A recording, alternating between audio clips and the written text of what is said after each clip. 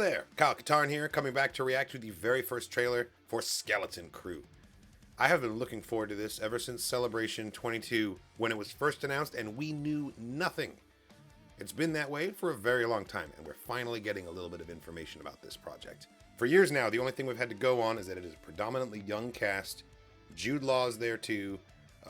It takes place on a ship, and that was pretty much it for a long time. And now we've got a couple images. There's a display currently set up at D23, which is happening in Anaheim right now. And it all looks pretty damn promising, like I'll tell you right now. I read an article about this project saying that it had a lot of energy of like the old Amblin classics, movies like Hook and The Goonies and E.T., and that made me even more excited because I grew up watching those films. It was like, that's my vibe right there. You know, that's my whole childhood. So that's really good news for me. I have been wondering and speculating about this show for such a long time. I think we've waited long enough. Let's finally find out what this thing is about and watch the trailer. So without further ado, Skeleton Crew, first trailer. Let's do it!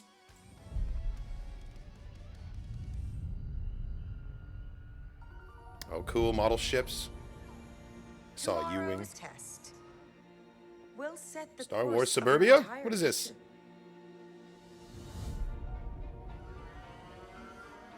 Don't you ever want to do anything exciting? Oh, cool. What planet is this, I wonder? What if we could go anywhere we want in the whole galaxy? Look at this. Look at these houses. No more pretend. I found something buried in the woods. What do you think it is? I think it's a lost Jedi temple. What? Oh, it's gonna be the ship. Be careful where you step. Oh, this has Goonies vibes already. Oh! Yes! Oh my god, yes! Ha ha! Okay, December. Lost. Really lost. Oh, it's cute! Jawas. Dangerous out there in space. Oh my god. Trust no one.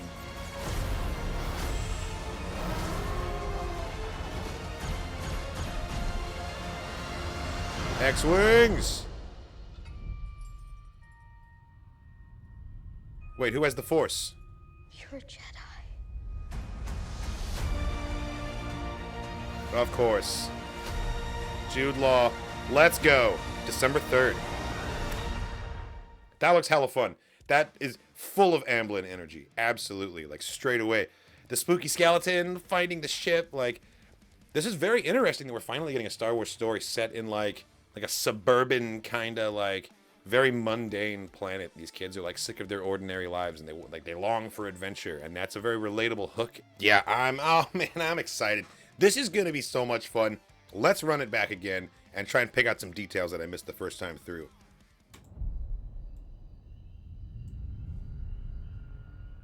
Yeah, the painted ships are so cool. Tomorrow's test. All right, I want to take a look at this neighborhood for a second, like, because this is a visual we have never seen in Star Wars. There's paved streets, little grass, these weird slanted roofs. This must have been so much fun to create. And then look here, we've got a class. Okay, and I could see an Ortolan, a Rhodian. Oh, two Ortolans actually. There's another Ortolan in the row in front of them there. Yeah, it's quite a diverse class actually. There are 1, 2, 3, 4 Ortolans in this shot alone, making this the highest Ortolan count of any Star Wars thing that we've ever seen. Actually, take that back. 1, 2, 3, 4, 5, 6. 6 Ortolans. That's so many. Oh, and there's an Ithorian in here. My man. I dig it. These are all my favorite species coming through. Set the course of your entire future.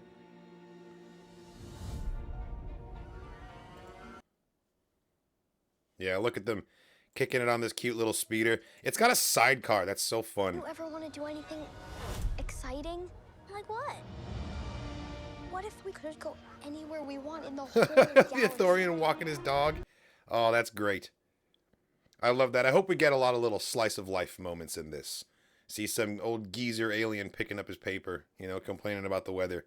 I'm here for that kind of Star Wars. I really enjoyed that about The Mandalorian Season 1, too. You know, it was very, like, street-level slice of life, and not everything was this lofty, huge, like, the galaxy's fate hangs in the balance, blah, blah, blah. Like, not every single thing has to be that way, you know? This looks like it's going to be a little bit slower pace in that way, or at least it's not going to affect the entire galaxy. And I'm here for that. A real adventure. No more pretend. That's great. The kids are like looking at holodramas of Jedi. Like this takes place timeline-wise during The Mandalorian. So like the Jedi are part of myth and legend at this point. No one's ever seen one before. It's a big deal.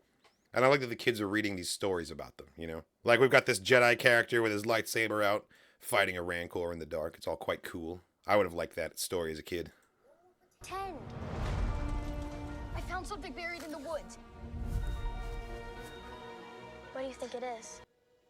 See, like this shot right here, this is so Amblin to me. This is so like the kids hanging out with their little 10-speed bikes, walking through the woods. Like it's got like a Stranger Things vibe to it even. Yeah, no, this is going to be so much fun. This is going to be the perfect energy that I've been looking for in some Star Wars too. Like this is going to be campy and fun. And even though this is going to be geared towards kids, I feel like there's going to be a lot there nostalgia-wise for people my age who grew up with movies of this type back in the 80s and 90s. I think it's a lost Jedi temple. I love it. He thinks it's a lost Jedi temple because he was just reading the careful where Jedi you stories. Yeah, look at this. Look at this fun. Yes. Oh my god. I love it. Already one of my favorite shots. And they're gone. They're off in hyperspace. That location right there. I am in love with this. I need to know everything about it. And hey, look at the large cruiser that's docked here in front of this spaceport.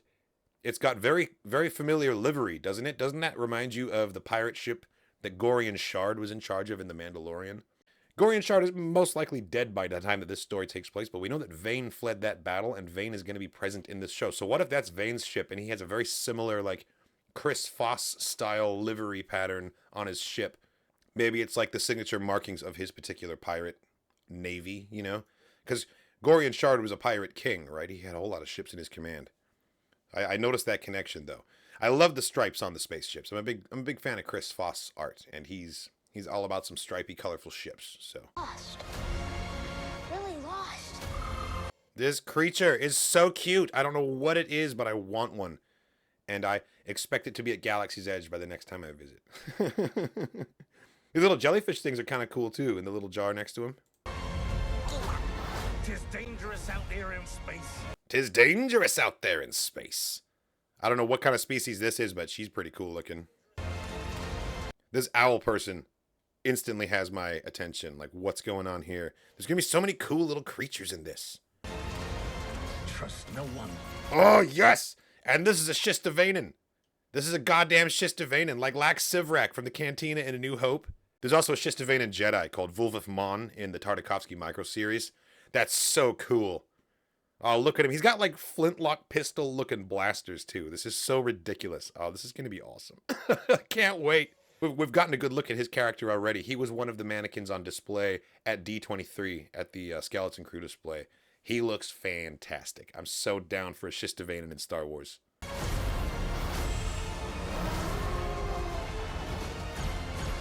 We got kids in the gun turret dropping bodies.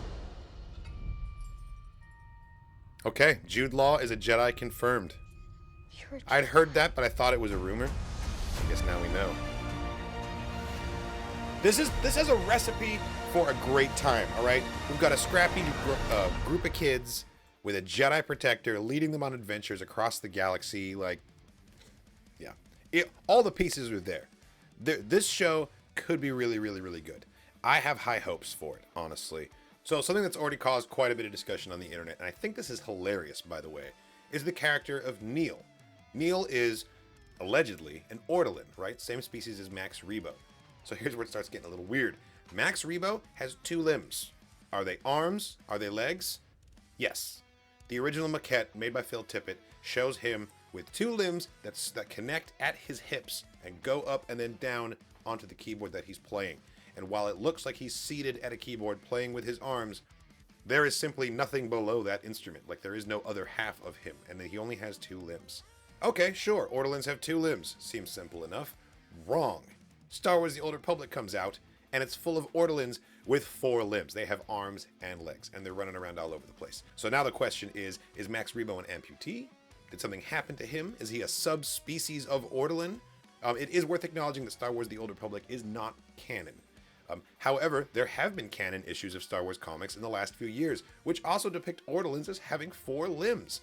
And now along comes cute little 4-limbed Neil in Skeleton Crew, which just further muddies the debate, because the only depictions on screen of Ortolans in canon now are Max Rebo and Neil, who have 2 and 4 arms respectively. So which one is the mutant, I guess is the question. We don't really know anything about alien physiology. For all we know, Ortolans have a variety of limbs, and it depends on like subspecies and this and that. Like, it's entirely possible. And that's kind of one of the beautiful things about Star Wars, is when you're writing about alien worlds and alien cultures, you kind of have a blank canvas and you can make up whatever you want to be true. That's how that society functions, or that's how that species physiology works, you know? So I'm not terribly worried about this. Like I said before, I think it's hilarious that this is such a heated debate right now. You know, there's actually quite a large number of elephant-based aliens in the Star Wars galaxy. We've got Ortolans, we've got Cragmaloids, Onodones, Pachyphantos, Aki-Aki, Pasithips, Andravens, whatever the hell Trud and Bothell were. The list goes on, but my point is we really don't know enough to make a definitive statement either direction. I just think it's kind of funny that this is what's being fixated on right now, is how many arms does an Ortolan really have? Pablo Hidalgo published an article on StarWars.com kind of chronicling the evolution of Max Rebo from the maquette to what we see on screen. And he goes a little bit into the discrepancies of limbs throughout the canon as well. It's definitely worth reading. I'll link it in the description of the video, so you can check that out if you want. But yeah, Ortolans, how many limbs do they have? I will sit here and tell you, I don't know. I don't know, man. Some people have strong opinions. My strong opinion is that I don't know. Skeleton Crew is going to be great. You got Jude Law, you got some pirates, but predominantly the cast of this show is young kids. And I hope you can hear me when I say I better not see anybody bullying these fucking children. All right, we are not going to have another Jake Lloyd incident in this fandom. Look, I'm not telling you that you can't criticize this show. Far from it. What I'm telling you is that your criticisms cannot and must not be directed towards these child actors, okay? If watching a show like this makes you feel angry enough that you need to yell at someone, my primary advice would be, please do not watch that show. Something unhealthy is happening there. But if you must watch this show and you must yell at someone, yell at a grown-up, please.